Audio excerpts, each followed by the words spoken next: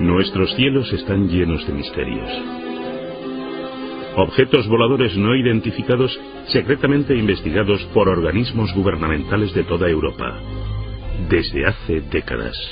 La gente está absolutamente fascinada por el tema y hay mucha gente que quiere saber la verdad. Por primera vez tenemos informes y referencias de avistamientos procedentes de todo un continente. Viene desde el sur, se desplaza hacia nosotros desde el sur. El incidente se quedó tan grabado en mi memoria que creo que jamás podré olvidarlo. Algunos expertos insisten en que muchos avistamientos tienen explicaciones racionales. Incluso el más cuidadoso de los investigadores sobre ovnis puede ser víctima de un engaño bien preparado. Pero otros siguen desafiando la lógica. Este incidente de ovni fue y sigue siendo inexplicable. ¿Son visitantes de otros mundos o fenómenos naturales? ¿Saben nuestros gobiernos en Europa más de lo que dicen? La respuesta podría encontrarse en las historias no contadas sobre los archivos ovnis en Europa.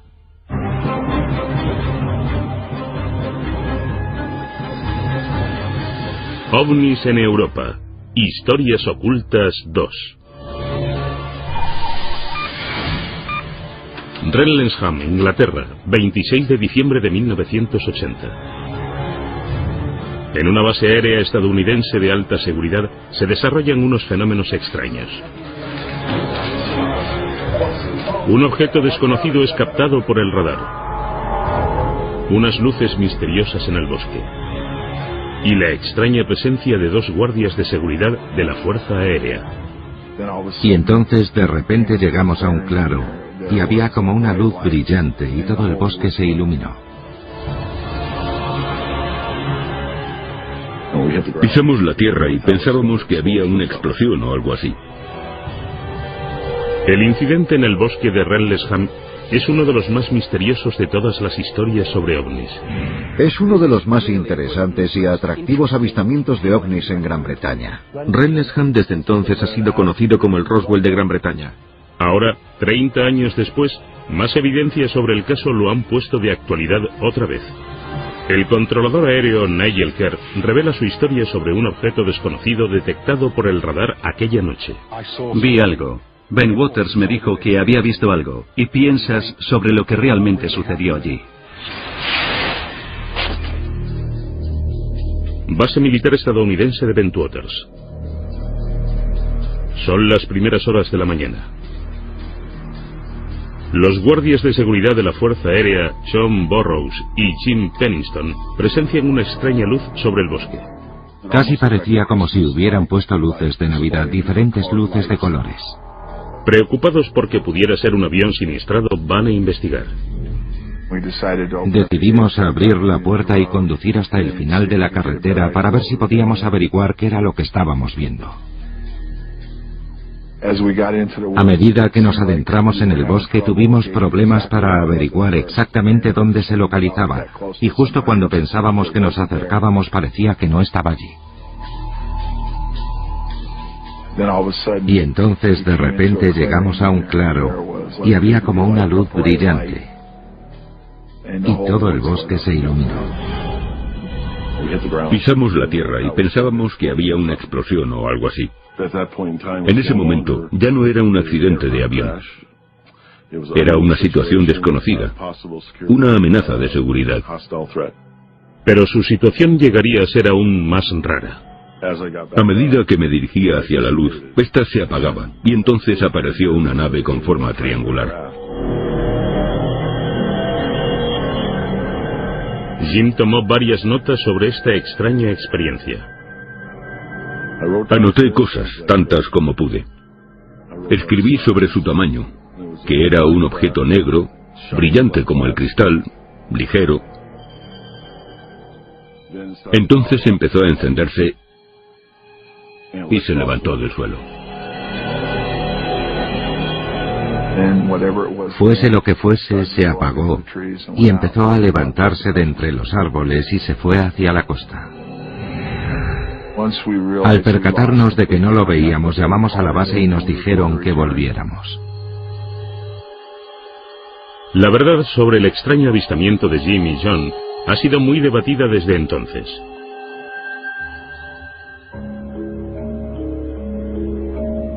Nick Pope dirigió el departamento sobre ovnis del Ministerio de Defensa en los años 90.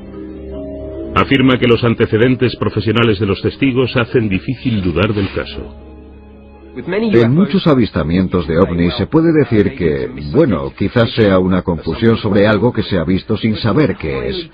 Pero cuando un personal de seguridad, entrenado por las fuerzas aéreas, habla del aterrizaje de un ovni, o están mintiendo o alucinando, o lo que estás diciendo es verdad. Pero otros no están tan convencidos debido a las incoherencias existentes entre las declaraciones de los testigos. Jim es el único que afirma haber visto que la nave aterrizó.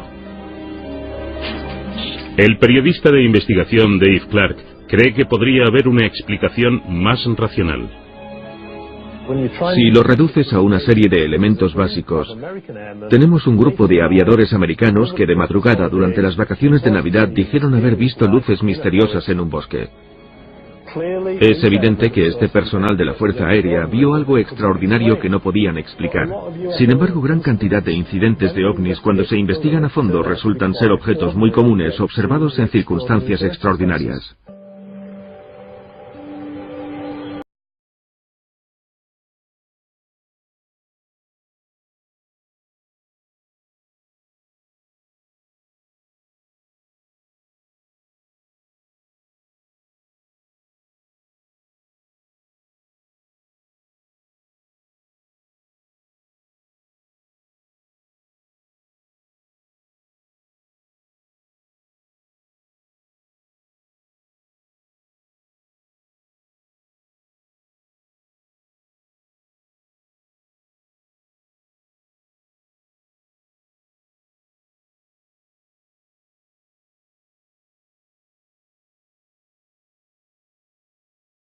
Sin evidencias sobre las que investigar, la policía no hace nada.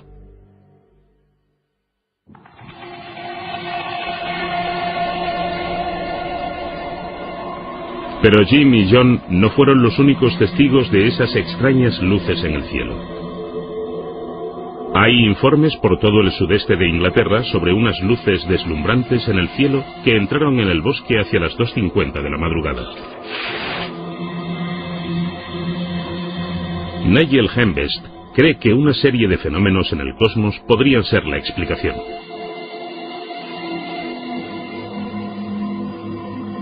La primera luz que apareció en el cielo por encima de Rendlesham era un meteoro. Muchos aficionados a la astronomía de la Asociación Astronómica Británica avistaron una estrella fugaz muy brillante cruzando Inglaterra en ese momento. Cuando ves una estrella fugaz cruzando el cielo, siempre parece estar más cerca de lo que realmente está, y la gente siempre informa sobre estrellas fugaces muy brillantes. Lo llamamos bola de fuego, porque tienen más intensidad que cualquier otra estrella, y siempre hay quien llama y afirma haber visto un avión estrellándose, no solo en el caso de Rendlesham, sino en otras ocasiones también. ¿Habrían confundido estos aviadores entrenados una estrella fugaz con un avión cayendo? ¿O había algo que realmente impactó en el bosque? Podría ser, por supuesto, algo que fuera tirado en el bosque desde cierta altura. Pero no tenemos restos que mostrar. En términos de evidencia pura, lo que necesitamos son escombros o restos que podamos tomar y analizar. Esto supone problemas. La falta de pruebas contundentes. Y los años que han pasado desde que los testigos hicieron sus declaraciones originales. Creo que la historia ahora ha llegado tan lejos que cada vez que los protagonistas la cuentan, la adornan un poco más. Están en un circuito de conferencias, aparecen en libros y artículos y se han convertido en parte del negocio sobre los ovnis. 30 años después, Rendlesham sigue fascinando a los entusiastas sobre ovnis. Su curiosidad les llevó a pedirle a Nick Pope, antiguo oficial del Ministerio de Defensa, que reabriera el caso. Cuando estaba investigando los ovnis para el Ministerio de Defensa, a principios de los 90, todavía recibía preguntas sobre el caso Rendlesham. Fue el único caso en el que los medios de comunicación y el público tenían más interés por ponerse en contacto conmigo. Así que decidí, sobre esa base, que debía sacar los archivos y hacer lo que la policía llama una revisión del caso en frío. Efectivamente, lo que iba a hacer era investigar el caso de manera retrospectiva y ver si había quedado algún cabo suelto.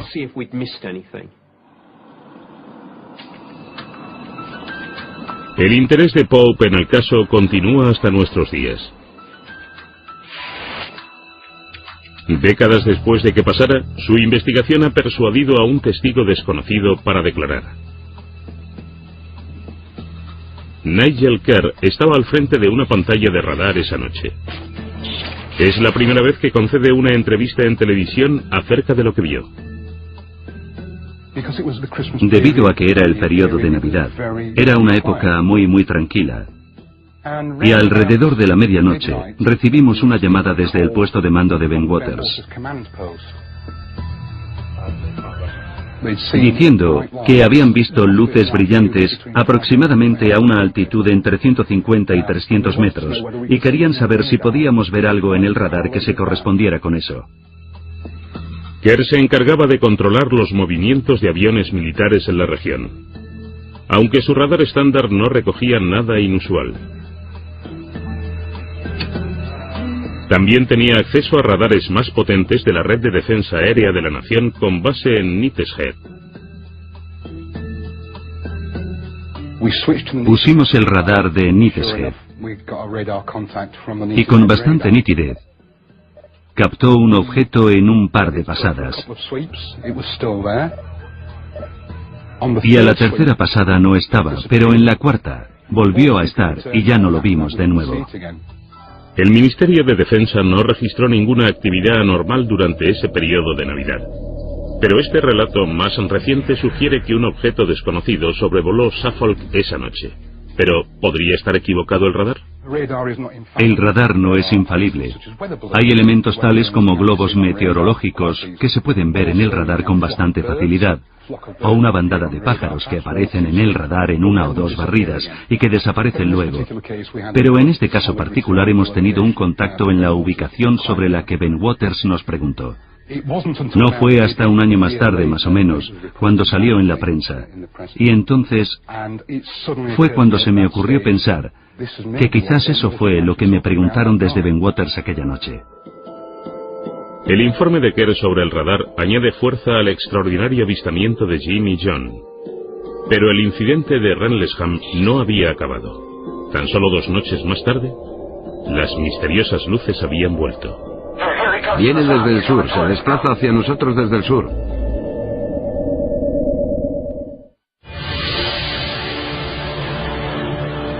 ...26 de diciembre de 1980... Los aviadores estadounidenses encuentran unas luces misteriosas y lo que descrito como una nave aterrizó en el bosque de Rendlesham, Inglaterra. Los rumores sobre el avistamiento de un ovni se extendieron desde una base aérea estadounidense de alta seguridad. Las autoridades se mostraban escépticas, pero 2 noches después, las luces misteriosas aparecen de nuevo. Estamos viendo una luz extraña en el cielo, viene del sur, se desplaza hacia nosotros desde el sur. Y el testigo esta vez es un alto mando, un teniente coronel. El coronel Holt fue al bosque para desmontar esta tontería del ovni y acabó teniendo su propio avistamiento. El incidente se quedó tan grabado en mi memoria que creo que jamás podré olvidarlo.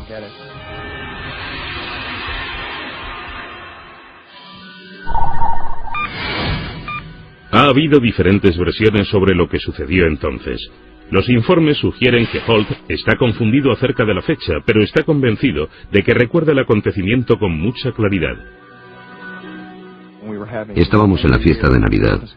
El teniente de la policía en servicio entró e insistió en verme a mí y al comandante de la base para hablar en privado. Estaba blanco como un folio y nos dijo que había vuelto. Y nos miramos el uno al otro y le preguntamos, ¿qué ha vuelto? Y él dijo, el ovni.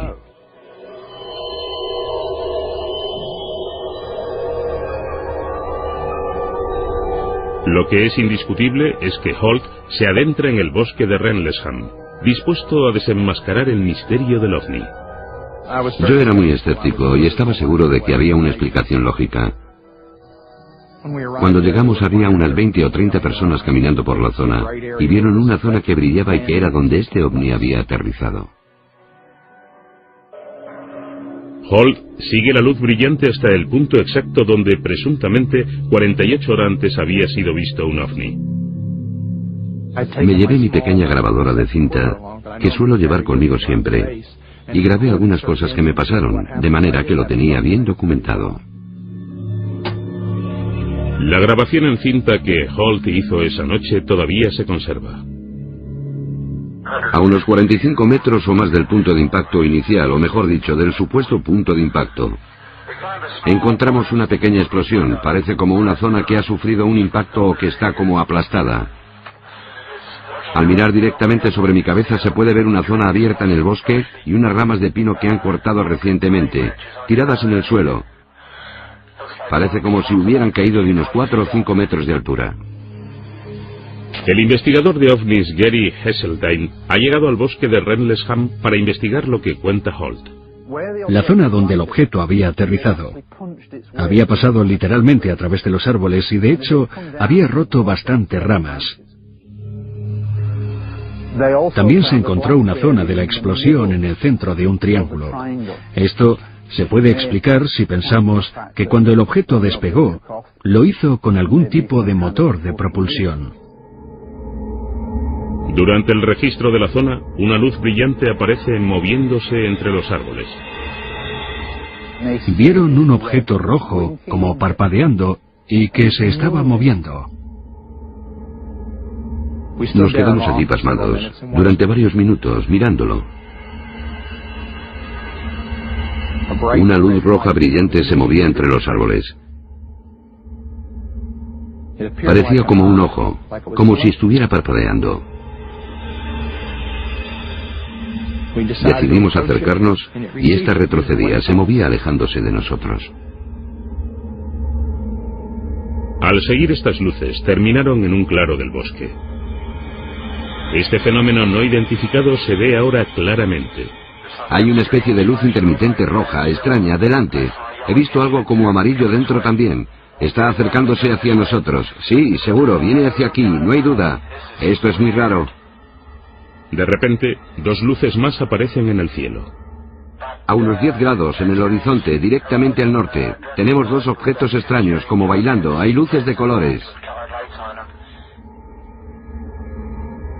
Nos quedamos allí asustados. Por mi mente pasaban 1000 cosas. ¿Es algún tipo de amenaza?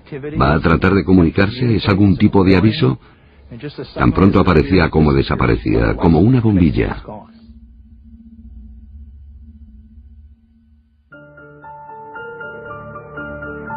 Holt escribió un informe oficial aquella noche al comandante de la base. Entregó su grabadora como prueba.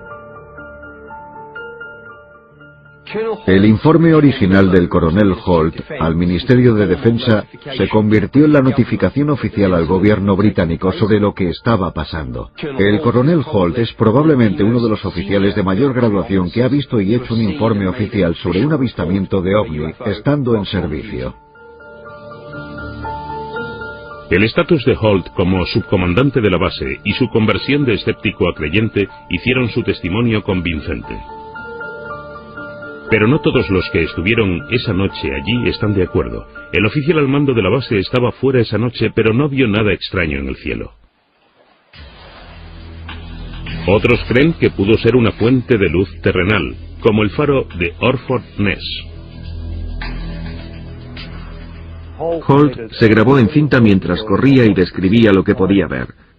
Y si escuchas la cinta y miras el faro, la descripción de donde estaba la luz diciendo, ahí está otra vez en la costa, encaja perfectamente con el parpadeo del faro de Orford Ness. Parece que está en la costa, está en el horizonte. Se mueve un poco y parpadea de vez en cuando. Orford Ness, con una intensidad de 5 millones de candelas, está a 8 kilómetros al sureste del bosque de Rendlesham. Pero Holt está convencido de que eso no fue lo que vio. Si vuelvo a escuchar eso de que estábamos viendo las luces del faro, lo tendré que gritar. Vimos un objeto en esa dirección y el faro está en esa otra. Podíamos ver también el faro. Está describiendo objetos en el norte, varios objetos hacia el norte y otros hacia el sur, con descripciones muy claras sobre lo que se movía en el cielo. El faro de Orford Ness está bastante alejado. Reto a cualquiera que intente o que me demuestre que el faro vuela. El informe de Holt también describía otro ovni que vio en el cielo a la vez.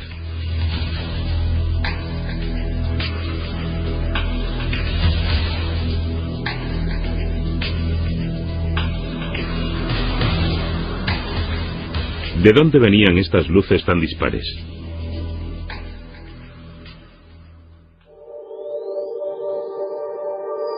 Nigel Hembest tiene una sugerencia interesante. Como astrónomo, diría que las luces que parecían flotar y que brillaban como estrellas en realidad eran estrellas. Sirius es la estrella que más brilla en el cielo, y esa noche era visible, y justo en la dirección en la que se encontraba la más brillante de esas luces. Aparece descrita como una luz que parpadea, y en distintos colores. Así es exactamente como luce Sirius. Hembest cree que Sirius también puede explicar el movimiento del ovni descrito por Holt en el informe. El informe también dice que esta luz bajaba poco a poco, y al comprobar dónde estaba Sirius en ese momento de la noche, se corresponde con el movimiento que esta estrella había descrito. De hecho, para mí este informe relata con precisión a la estrella Sirius. Alrededor de un 20% de los avistamientos de ovnis se atribuyen a acontecimientos astronómicos.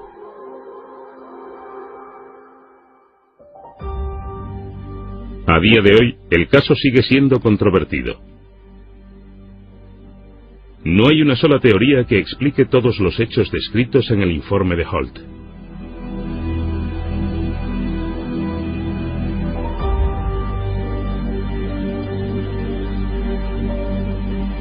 Si se tratara de un faro o una estrella brillante, en el momento en que lo vio, lo que fuera, era un objeto volador no identificado. Es evidente que Holt y su equipo vieron algo inusual que no fueron capaces de explicar. Fuera lo que fuera, no lo sé, y el Ministerio de Defensa tampoco lo sabe. Este avistamiento fue y sigue siendo inexplicable.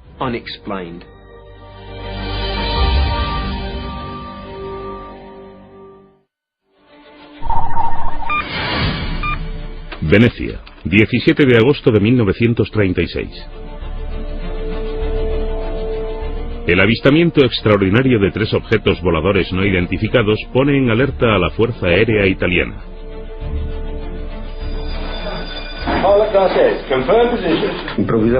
Dos aviones de combate desconcertados que trataron de acercarse a estos objetos, pero de repente salieron disparados a una velocidad increíble. 60 años más tarde, salen a la luz unos documentos misteriosos que revelan este avistamiento y que el gobierno ha ocultado hasta hoy. Era una orden personal de Mussolini no hablar de esto. Se crea un grupo de investigación sobre ovnis dirigido por el dictador italiano. Si se trataba de algo único, es fácil pensar por qué Mussolini estaba interesado.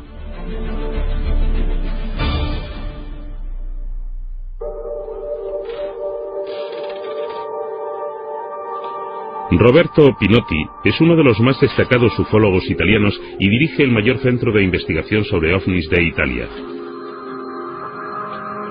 Ha pasado casi medio siglo estudiando los informes de ovnis. En 1996, un paquete anónimo llega a la oficina de Pinotti. Dentro, una serie de documentos que supuestamente estaban clasificados como secretos por el gobierno informaban sobre el avistamiento de un ovni. Estos documentos son muy interesantes, porque están relacionados con un informe con fecha del 22 de agosto de 1936, acerca de un avistamiento en Mestre, Venecia. El informe contenía una descripción detallada y bocetos de los ovnis. Pinotti y su colega Alfredo Lisoni creen que el informe es auténtico. Era mediodía. Había buena visibilidad cuando de repente En el cielo de Venecia apareció un extraño objeto volando, un objeto con la forma de un puro, con muchas ventanas. La enorme nave volaba sobre el horizonte veneciano. En los archivos se registraron las observaciones detalladas de los testigos. Tenía diferentes ventanas. Vimos como poco 4 ojos de buey en la superficie. Y también nos percatamos de que el objeto desprendía una especie de humo detrás de él. De repente, el ovni se abrió en un extremo y salieron 2 objetos más pequeños del interior.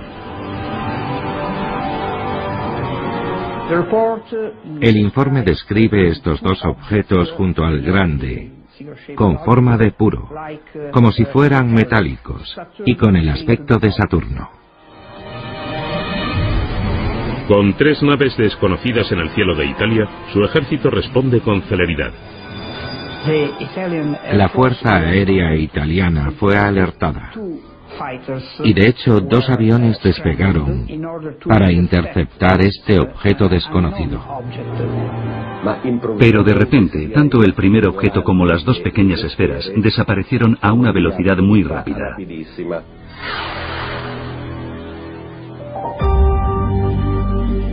¿Qué eran esos objetos? Los escépticos hablan de un dirigible no identificado. En 1936, los cepelines eran la forma más común de transporte aéreo a través del Atlántico.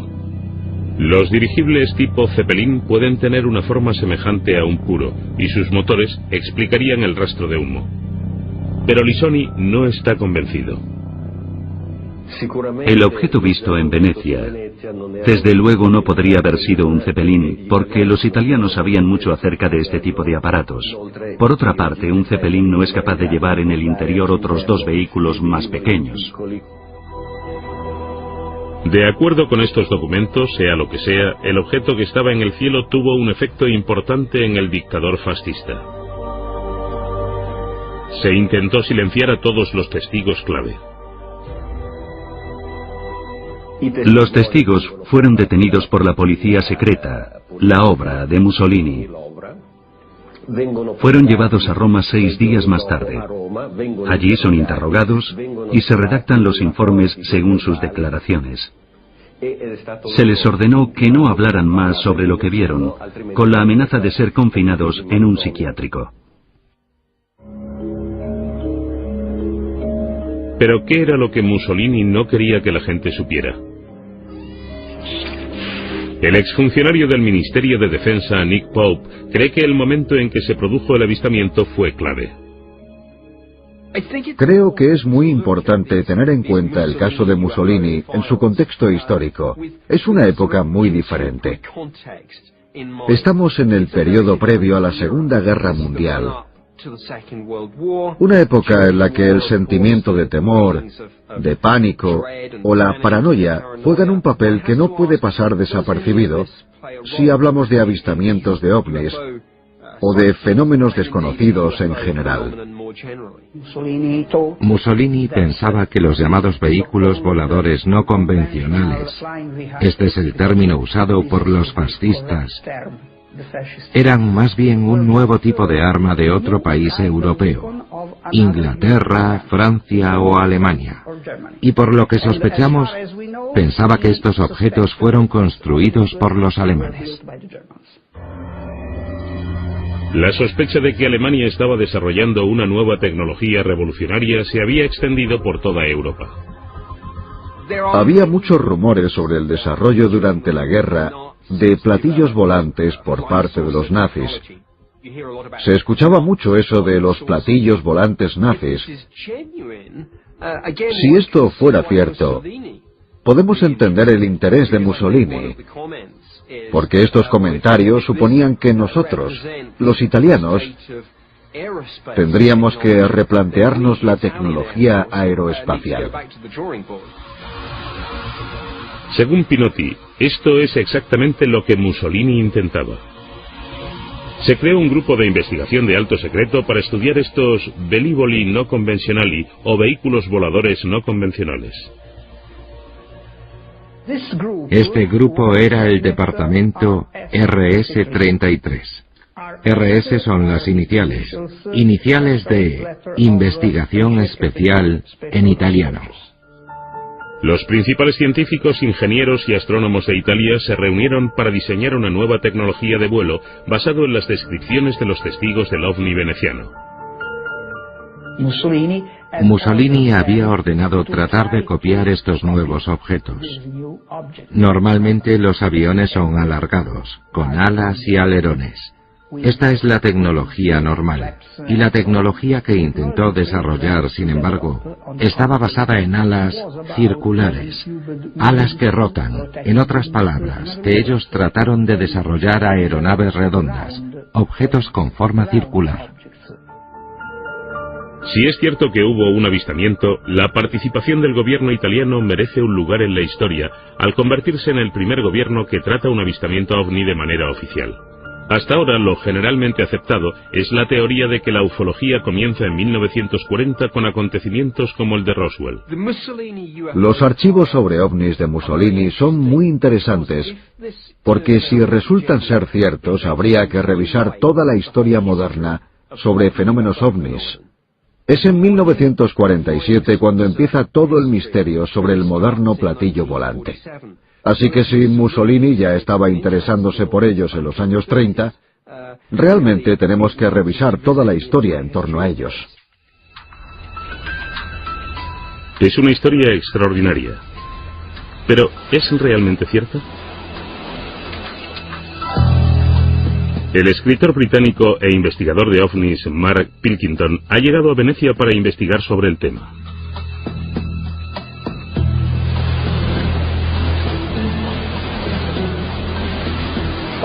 Justo detrás de mí está Mestre, al norte, y es aquí donde, según los documentos de Pinotti, se produjo el avistamiento. Y en aquella época Mestre era una ciudad tranquila y residencial. Pilkington ha estado estudiando los documentos que supuestamente recogen lo que ocurrió aquí en 1936. He comprado copias del documento original de Pinotti sobre Venecia para tratar de obtener una idea sobre lo que describen en su contenido.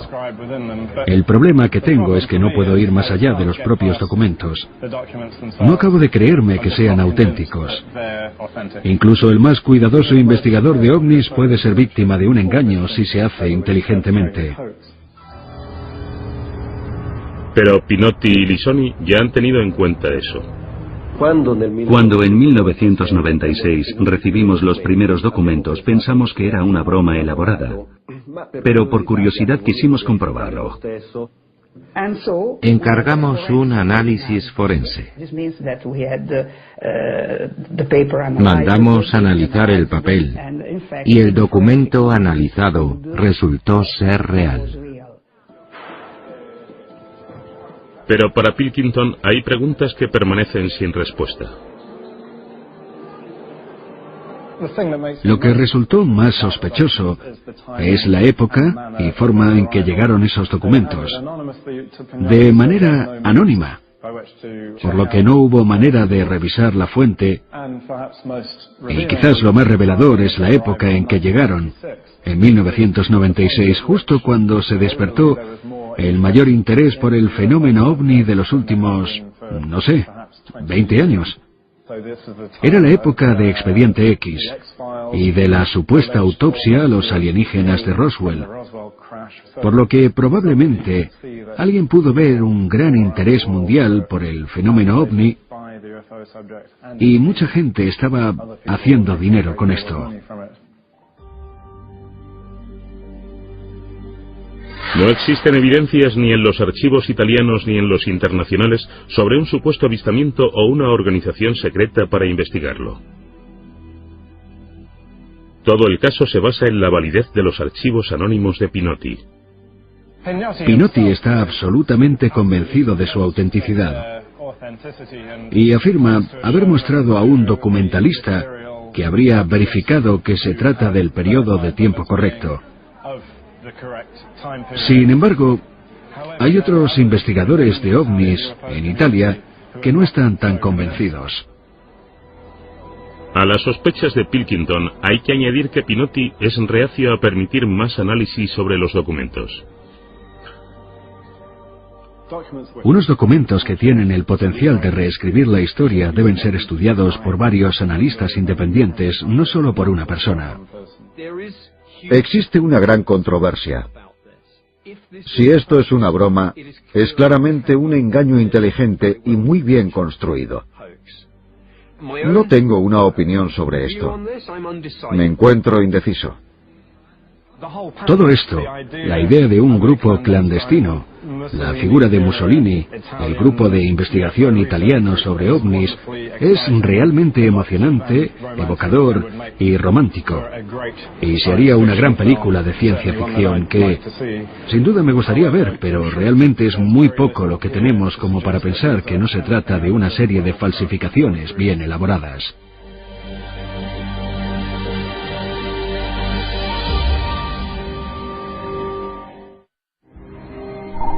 Suecia Central, 15 de septiembre de 1952. A las 11:30 de la noche, un joven empleado de oficina y su madre son testigos del avistamiento de dos ovnis sobrevolando el cielo de su casa. El suceso fue catalogado por el Ministerio de Defensa como uno de los más relevantes de la historia de los ovnis.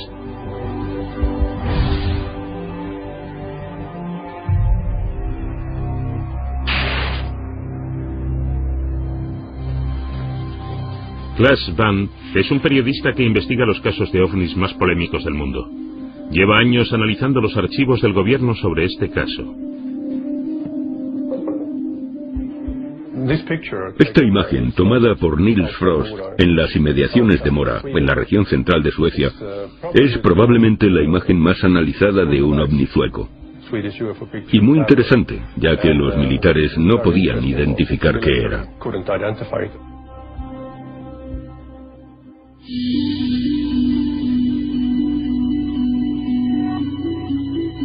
Niels Frost, de 20 años, regresa a casa después de visitar a su novia. Cuando llegó a casa, solo iba a su casa, donde su madre estaba durmiendo. Pero luego echó un vistazo a su alrededor. Vio unas luces extrañas en el horizonte hacia el norte-noroeste, y realmente no entendía lo que estaba viendo. Aturdido por dos objetos misteriosos, Frost corre a avisar a sus padres y los despierta para que lo vieran.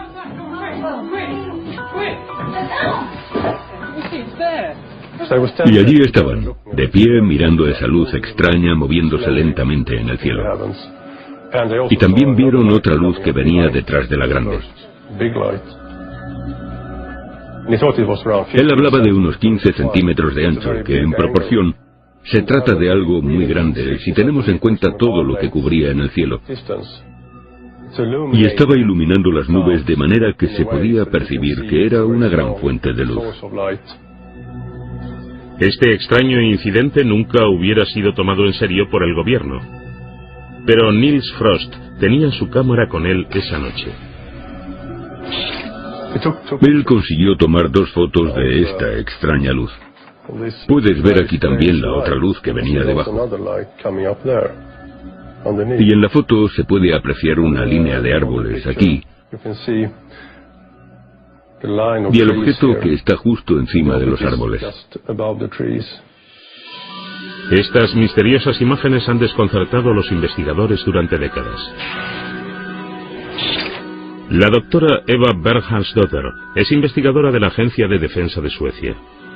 Ella sabe que el caso fue tomado muy en serio por los militares suecos. Las Fuerzas Armadas suecas entraron en contacto con ciertas personas para investigar el posible origen de este fenómeno. Importantes científicos investigaron estas fotos y dijeron que les era imposible identificar la fuente de luz. El objeto grande parecía ser muy intenso, mucho más grande que la luz de la luna. Desprendía tanta luz que probablemente dañó el negativo. Vieron que el negativo estaba tan sobreexpuesto en la parte central de la imagen que casi lo quema. Pero el experto en fotografía, Paul Ellis, no está tan convencido de que esa fuente desconocida de luz dañara el negativo. Creo que es muy poco probable que esta fuente de luz pueda ser tan brillante como para afectar a los negativos del carrete. He estado en el círculo polar ártico y allí se llega a ver unas luces extrañas en el cielo, no solo la aurora boreal, sino otras luces poco frecuentes. Entonces, ¿qué podía ser esta luz tan poderosa y brillante? Una de las teorías investigadas por los militares de entonces habla del extraño fenómeno de las centellas. La centella o rayo globular es un fenómeno misterioso del que hay evidencias desde hace siglos, muchas veces por parte de científicos. Son descritos como una bola de luz brillante, roja, amarilla, azul o blanca. Son como balones cargados de electricidad que brillan intensamente. Puede medir desde unos pocos centímetros de diámetro o alcanzar hasta 1 metro. ¿Sería esto lo que Niels Frost vio? El Ministerio de Defensa sueco contactó con el físico Hans Halben, quien más tarde ganaría un premio Nobel, para conocer su opinión. El profesor Alben dijo a los militares que no se trataba de un rayo globular, que era su especialidad. Así que se descartaron las centellas. Yo tampoco pienso que lo fueran porque era algo muy largo y no tenía el aspecto de un rayo globular. El profesor Alben concluyó que el fenómeno que produce esa luz no se parece a nada que hayamos visto o experimentado antes. La investigación entonces se centró en las afirmaciones del testigo. ¿Podría tratarse de un engaño? Claes Bang entrevistó a Niels Frost en 1980 antes de su muerte. Cuando entrevisté a Niels Frost en 1987, se trataba de una persona muy simpática y muy tímida.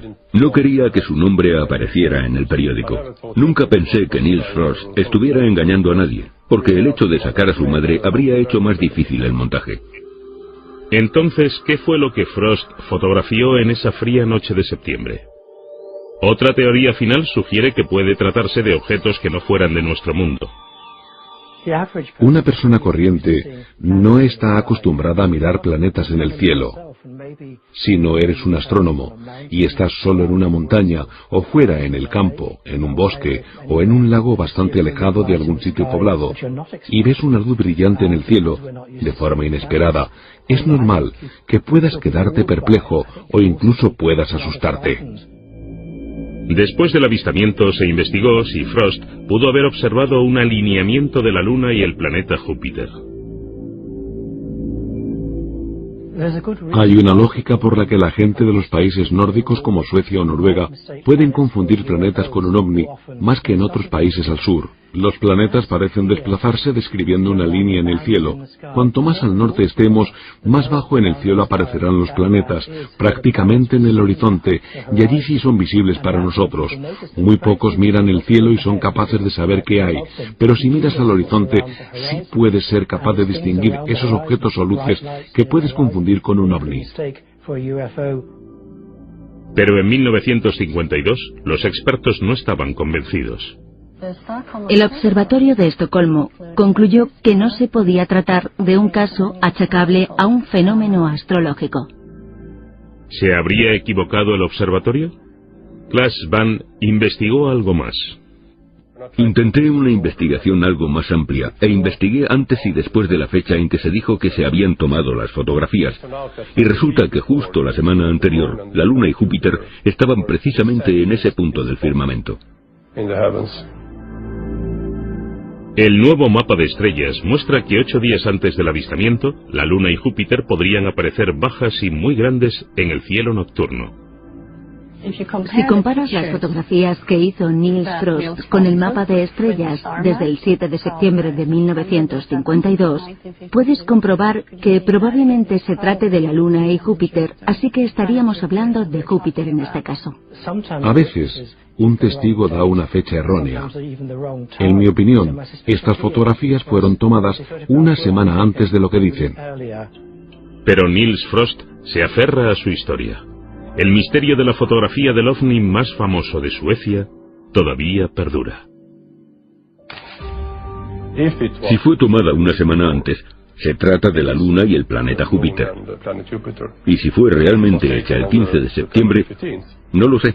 Entonces se trata de algo completamente diferente.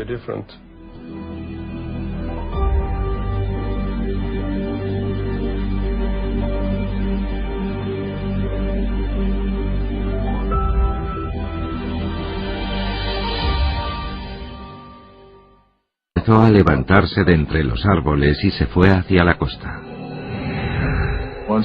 Al percatarnos de que no lo veíamos, llamamos a la base y nos dijeron que volviéramos. La verdad sobre el extraño avistamiento de Jim y John ha sido muy debatida desde entonces.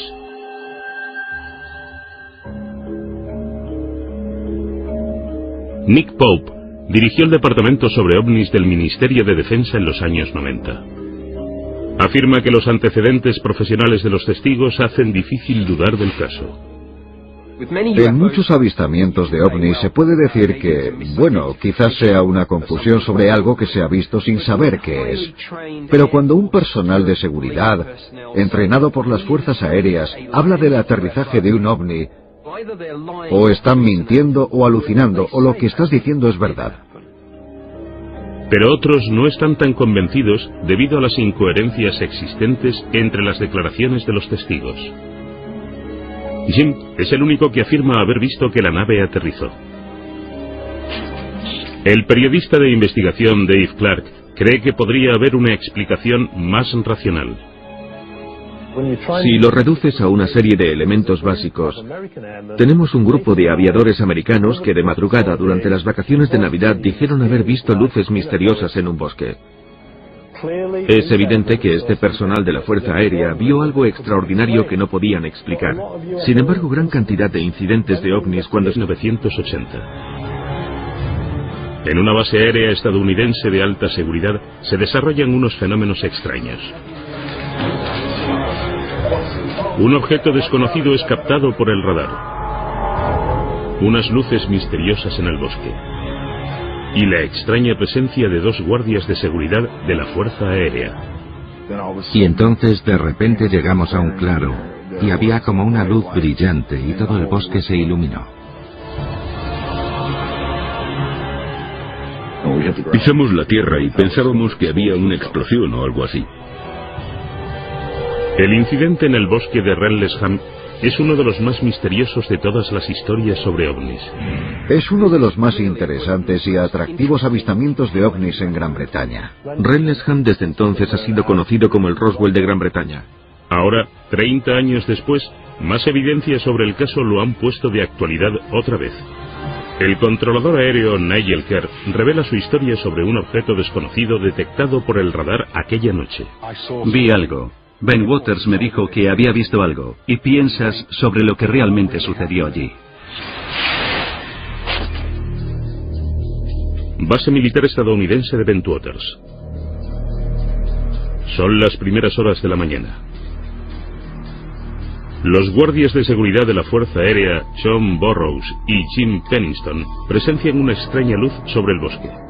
Casi parecía como si hubieran puesto luces de Navidad. Y se investigan a fondo, resultan ser objetos muy comunes observados en circunstancias extraordinarias.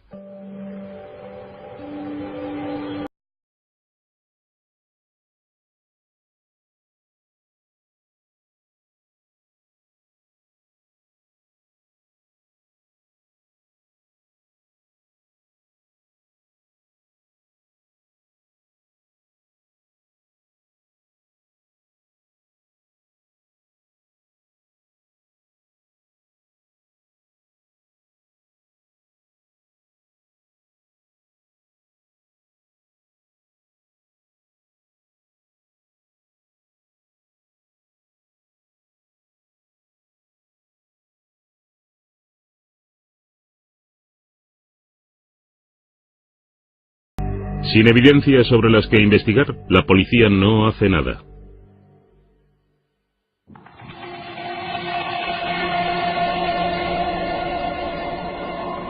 Pero Jim y John no fueron los únicos testigos de esas extrañas luces en el cielo. Hay informes por todo el sudeste de Inglaterra sobre unas luces deslumbrantes en el cielo que entraron en el bosque hacia las 2:50 de la madrugada. Nigel Hembest cree que una serie de fenómenos en el cosmos podrían ser la explicación.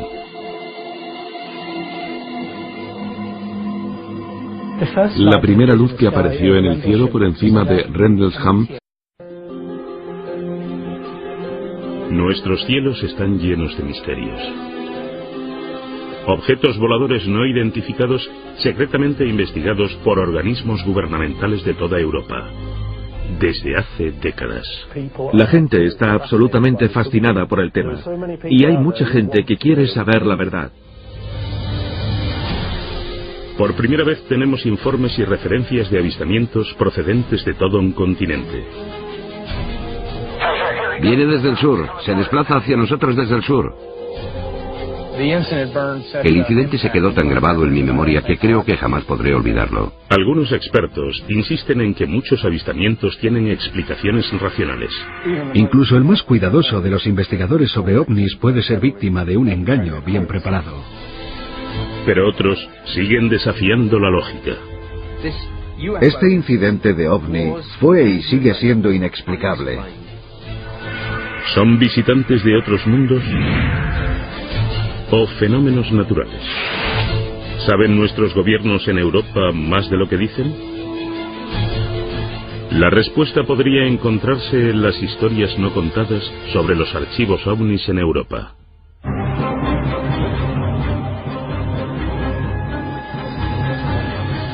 OVNIs en Europa. Historias ocultas 2. Renlensham, Inglaterra, 26 de diciembre de 1900. Diferentes luces de colores. Preocupados porque pudiera ser un avión siniestrado, van a investigar. Decidimos abrir la puerta y conducir hasta el final de la carretera para ver si podíamos averiguar qué era lo que estábamos viendo. A medida que nos adentramos en el bosque tuvimos problemas para averiguar exactamente dónde se localizaba, y justo cuando pensábamos que nos acercábamos parecía que no estaba allí. Y entonces de repente llegamos a un claro y había como una luz brillante y todo el bosque se iluminó. Pisamos la tierra y pensábamos que había una explosión o algo así. En ese momento ya no era un accidente de avión. Era una situación desconocida, una amenaza de seguridad. Pero su situación llegaría a ser aún más rara. A medida que me dirigía hacia la luz, esta se apagaba y entonces apareció una nave con forma triangular. Jim tomó varias notas sobre esta extraña experiencia. Anoté cosas, tantas como pude. Escribí sobre su tamaño, que era un objeto negro, brillante como el cristal, ligero. Entonces empezó a encenderse y se levantó del suelo. Fuese lo que fuese, se apagó y empezó